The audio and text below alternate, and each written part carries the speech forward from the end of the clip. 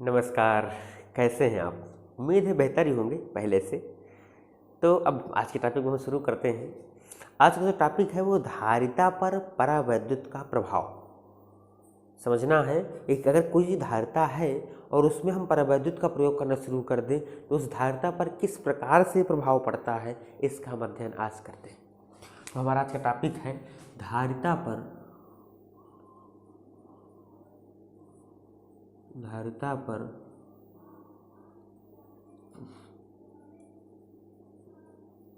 परावैद्युत का प्रभाव। अभी हमको पढ़ना कैसे है, बहुत आसान तरीके से। सपोज हमारे पास यहाँ पर ये प्लेट है समांतर, इसके बगल में एक इसके समांतर रहेगा वो प्लेट है। इसको हमने प्लस का Q आवेश दिया तो ये प्लेट क्या होगी, ऐसे सकारात्मक हो जाएगी। इन प्लेटों के जो बीच की दूरी है वो मान लीजिए D है। कितनी है? D। इस प्रेरण से यहाँ पर आवेश ऋणात्मक पहुँच जाएंगे, अर्थात ये प्लेट हो जाएगी धनात्मक या ऋणात्मक। इसके पीछे भी धनात्मक होता है जिसको हमने यहाँ पे ग्राउंडेड कर दिया। ये पहले बता चुका हूँ। अब हमको क्या करना है, इस प्लेट के बीच में जिसका क्षेत्रफल मान लीजिए A है, एरिया A है, और इस पर हमने प्लस Q आवेश दिया तो इसका जो आवेश घनत्व है वो हमें प्राप्त हुआ Q/A। या पढ़ रखा है पहले भी। अब इस आवेश के कारण यहाँ पर मान लीजिए हमको तीव्रता निकालनी है। तीव्रता आपने पढ़ा होगा, इसके बीच में कोई माध्यम नहीं है। क्या है? कोई भी माध्यम नहीं। आप देख पा रहे हैं कोई माध्यम नहीं, मतलब निर्वात है। तो उसके लिए जो फार्मूला होगा तीव्रता का वो प्राप्त होगा E0 मतलब निर्वात का संकेत कह सकते हैं, बराबर सिग्मा बटे एप्सिलॉन 0। ये आप पहले भी इसके पहले पढ़ चुके हैं। अब हमने क्या किया, इसी पर एक अलग से एक माध्यम के रूप में परावैद्युत स्थापित कर दिया। ये हमने क्या रख दिया, परावैद्युत। कॉन्सेप्ट को समझना जरूरी है, बाकी चीज़ों पे आप ध्यान मत दीजिए। अगर कॉन्सेप्ट समझ में आ गया तो आपको बेहतर से बेहतर रिजल्ट मिलेगा। अब चित्र टेढ़ा हो गया है, ऐसा हो गया, उस पर फोकस मत करें। तो ये परावैद्युत है जिसकी हमने मोटाई मान लीजिए क्या है, T है, स्मॉल t। अब हमने इस पर परावैद्युत भर दिया T मोटाई का, तो अब कुछ न कुछ तीव्रता प्रभावित होगी क्योंकि इस पर K परावैद्युतांक, इस परावैद्युत का परावैद्युतांक क्या है, K। तो हमने उस समय इसकी स्थिति क्या होगी, E = सिग्मा बटे K एप्सिलॉन 0। ये दो चीज़ें प्राप्त हो गई। हमको निकालना क्या है, हमको निकालना है धारिता। परावैद्युत रखने के उपरांत किस प्रकार से प्राप्त होगी। धारिता के लिए जरूरी है C = Q/V। Q तो हमें पता है क्योंकि हमने दे रखा है, V नहीं पता कि इन प्लेटों के बीच में कितना विभव होगा। तो हमें क्या फोकस करना है, V पर। V पर फोकस क्या होता है।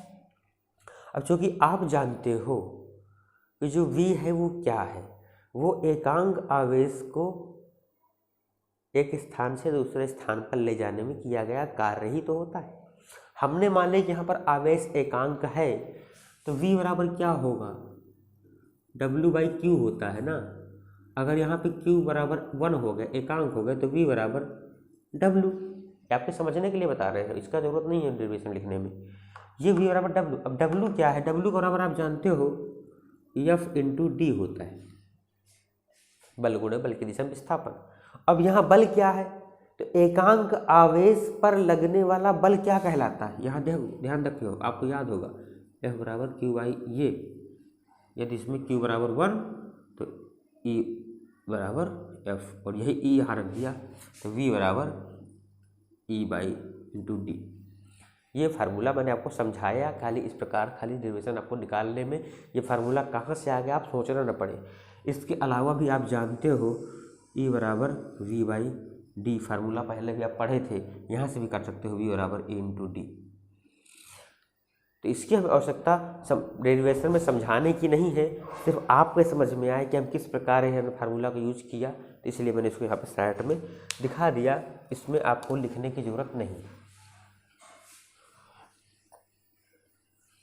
अब हमको क्या करना है, इसी पर आगे बढ़ते हुए चलना है और देखना, हम जानते हैं V इक्वल टू एक प्लेट यानी धनात्मक प्लेट से ऋणात्मक प्लेट में ले जाने में जो किया गया कार्य है एकांक आवेश को, वही कार्य ही इसका विस्थापन है। तो हम जान चुके हैं V बराबर W बराबर E इंटू डी।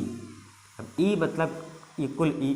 अब हमको यहाँ पे समझना इस बात को है कि जो E है वो दो प्रकार से विभाजित है, एक तो निर्वात में और दूसरा इस प्लेट के जब पट्टी रख दी गई परावैद्युत की तब E किस प्रकार से परिवर्तित होगा। हमें पास दोनों E के मान हमको प्राप्त हैं। हम उस हिसाब से अब दूरी की बात करते हैं कि जब ये D है, D क्या है, दोनों के बीच की दूरी। लेकिन इसमें दो स्थितियां हैं, एक तो निर्वात में आवेश यहाँ से चलना शुरू हुआ, ऐसे गया यहाँ तक निर्वात था, इसके बाद पट्टी मिल गई, पट्टी क्रॉस किया, फिर आगे बढ़ा, फिर निर्वात मिल गया। तो ये दूरियां बदलती जा रही हैं। उसके लिए हम बात करते हैं निर्वात में कितना चला। तो निर्वात के लिए E0 और निर्वात कितना था, ये पूरी D थी, T पट्टी का कट गई तो बचा E0 D माइनस T और प्लस इसमें कितना चला, क्योंकि दिशा तो वही है, दिशा में कोई अंतर नहीं होगा, इसलिए सीधा सीधा जोड़ सकते हैं हम।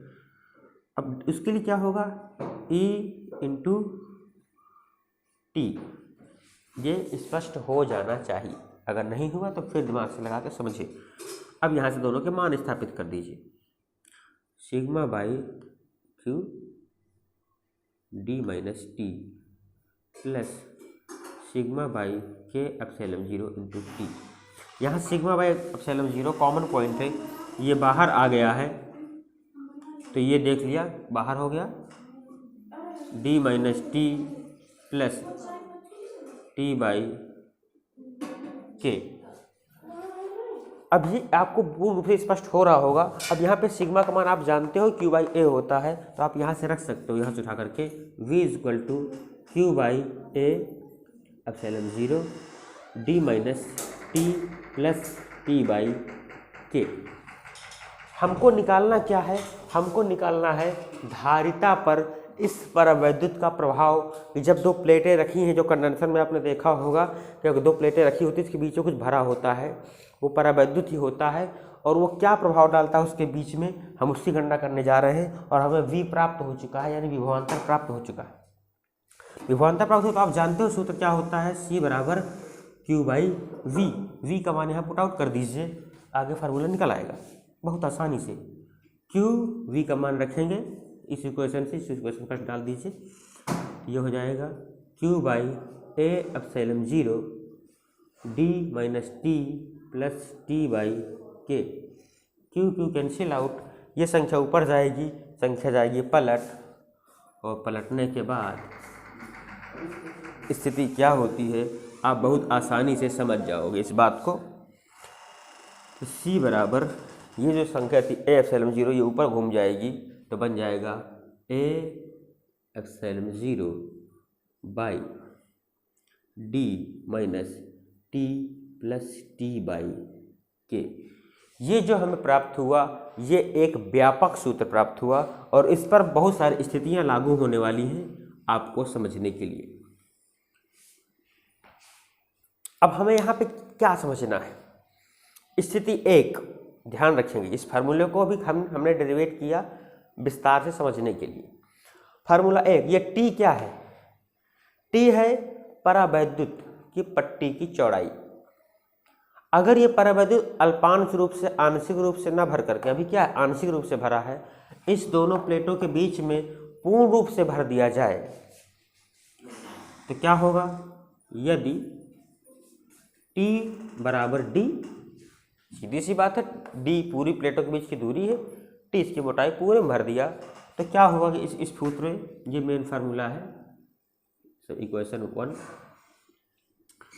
तो क्या होगा C इक्वल टू ये ए एप्सिलॉन 0 D माइनस, अब ये T की जगह D रख दीजिए, तो क्या हो गया D plus D by K, D D cancel out, K पलट जाएगा तो क्या बन जाएगा, C is equal to A epsilon 0 K by D. आपको याद होगा किसी समांतर प्लेट के मध्य किसी दो समांतर प्लेट के मध्य आपने ज्ञात किया था धारिता के लिए फार्मूला A एप्सिलॉन 0 K/D पहले पढ़ा था, वही फार्मूला यहाँ से भी प्राप्त कर सकते हैं। कब? जब दोनों प्लेटों के बीच में पूरी तरह से परावैद्युत भरा हुआ हो। उस स्थिति में क्या बनेगा फार्मूला, ये आपने देख लिया है।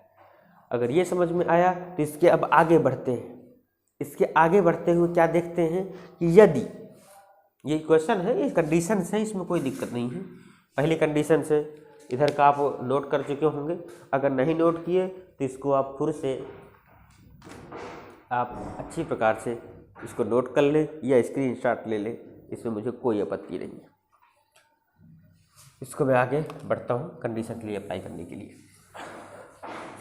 अब दूसरी स्थिति क्या हुई, यदि ये पट्टी रखी ही नहीं, यदि पट्टी नहीं रखी तो क्या हो गया, टी हो गया 0। जब पट्टी नहीं रखी होगी तो टी क्या हो जाएगा, 0 हो जाएगा, क्योंकि पट्टी नहीं है।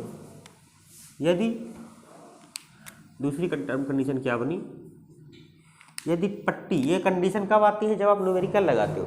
न्यूमेरिकल लगाने में सारी चीज़ आपको क्लियर होके आएगी कि इस स्थिति में कैसे होगा।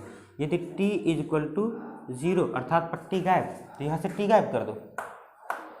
जब आप t यहाँ से गायब करोगे तो क्या होगा, A epsilon 0 D - 0 + 0/K, t हो गया 0। उसी फार्मूले पे फोकस करें। जब t 0/K पूरा कंडीशन 0, तो फार्मूला क्या बन गया, C = A एप्सिलॉन 0/D। यहाँ देखिए परावैद्युत का गायब हो गया परावैद्युतांक, उस फार्मूले का यहाँ कोई यूज नहीं हो रहा, क्योंकि आपकी पट्टी ही गायब हो गई। जब पट्टी ही नहीं है तो पूरी परावैद्युत समाप्त हो चुका है। अब अगली कंडीशन क्या आती है, ये सवाल लगाने में ही सब काम आएंगे और छोटी छोटी कंडीशन है, आपको समझना। अगली कंडीशन ये आती है कि यदि अभी हमने एक पट्टी रखी थी, यदि हमने कई पट्टियाँ रख दी, सपोज हमने यहाँ छोटी छोटी पतली बहुत सारी पट्टियाँ लगा दी, उसका क्या प्रभाव पड़ेगा। तो उसकी कंडीशन क्या होगी, सपोज हमारी जो बहुत सारी पट्टियाँ हैं वो कैसे होंगी, T1 T2 T3 कई सारी मोटाइयों की होंगी, और जिनकी परावैद्युतांक भी क्रमशः K1 K2 K3 Kn तक होंगे। तो उस प्रकार से कंडीशन क्या हो जाएगी, C = A एप्सिलॉन 0 बटे D माइनस, अब ये सबको जोड़ लो, T1 + T2 + T3 + Tn, ये सब उसी में हो जाएगा, और प्लस फिर T1/K1 T2/K2, ये समझ में आ रहा होगा आपको, ऐसे K2 + Tn/Kn। बस सिंपल सा इतनी ही कंडीशन इसमें अप्लाई हो, ये आपको स्पष्ट रूप से समझ में आ रहा होगा। इसको और आसान अगर करना चाहते हैं तो यहाँ से जो टी है उसको आप बाहर भी कर सकते हैं, इसी दूसरे तरीके से निकाल भी सकते हैं।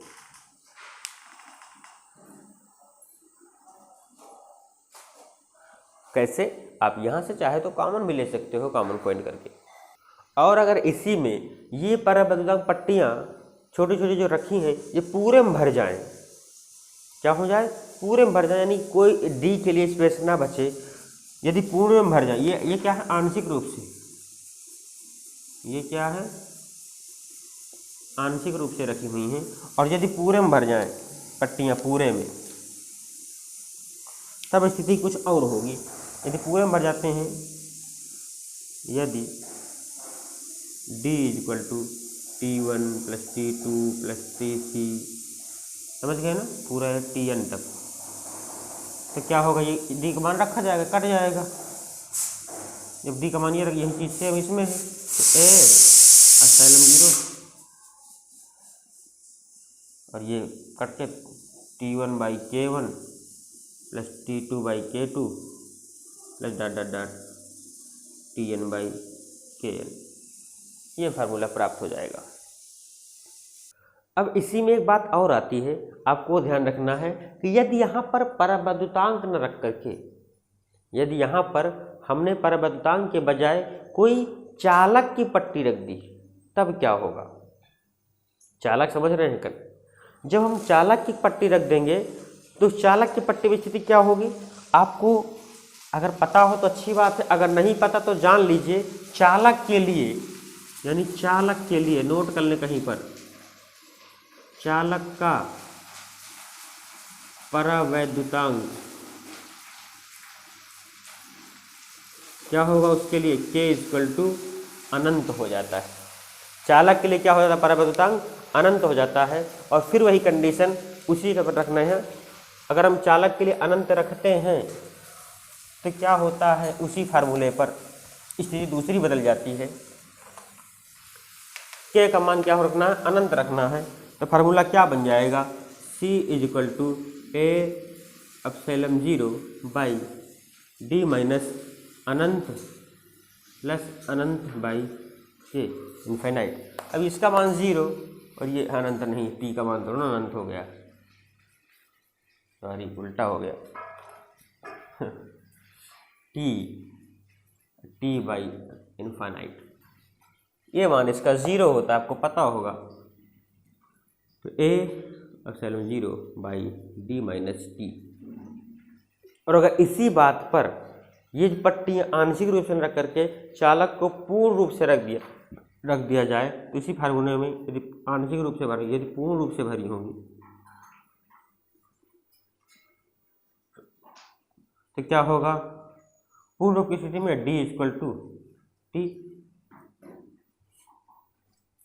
तो c a epsilon 0 by d minus d अर्थात a एप्सिलॉन 0 बाई 0 अर्थात c = अनंत। ये चीज़ दिमाग में आप फोकस कर लीजिए। उसकी धारिता कितनी हो गई? यहाँ पे अनंत हो गई। कब? जब चालक की पट्टियाँ दो प्लेटों के बीच संपूर्ण रूप से रखी हुई हों, आंशिक रूप से न रखी हों, क्योंकि चालक का जो परावैद्युतांक अनंत होता है और उद्बुल रूप से भर दी गई तो वो भी जो पट्टियाँ हैं वो संधारित्र जो भी बना होगा उसकी धारिता कितनी हो जाएगी? अनंत हो जाएगी। कब? कंडीशन आप समझ चुके हैं। तो उम्मीद है इस टॉपिक के आधार पे आपको किस प्रकार से परावैद्युत का प्रभाव किस क्षेत्र में पड़ता है आपको पूर्ण रूप से स्पष्ट हो गया होगा। अब हम बढ़ते हैं अपने अगले टॉपिक की ओर।